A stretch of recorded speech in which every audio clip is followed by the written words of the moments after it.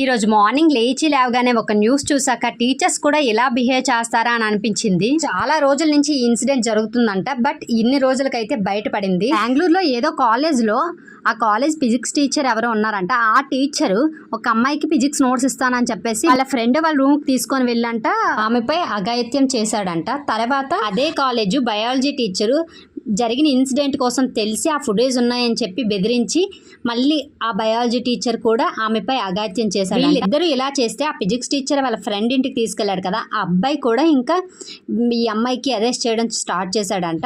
ఇంకా ఆ అమ్మాయి అయితే ఉండలేక వాళ్ళ పేరెంట్స్ బెంగళూరు వచ్చారని అయితే జరిగిందంతా కూడా చెప్పింది. ఈ సమాజంలో మనుషులు మృగాల కన్నా నీచంగా ప్రవర్తిస్తున్నారు. వారింట్లో ఆడపిల్లలు ఉండరా ఏంటో అర్థం కావటం లేదు. వాళ్ళ తల్లి కూడా ఆడపిల్లే కదా, వాళ్ళకి అలా జరిగితే అప్పుడు తెలుస్తుంది. వీడియో ప్రాసెస్ చెప్పలేదు కదా, పల్లీలతో పన్నీర్ అయితే చేశాను.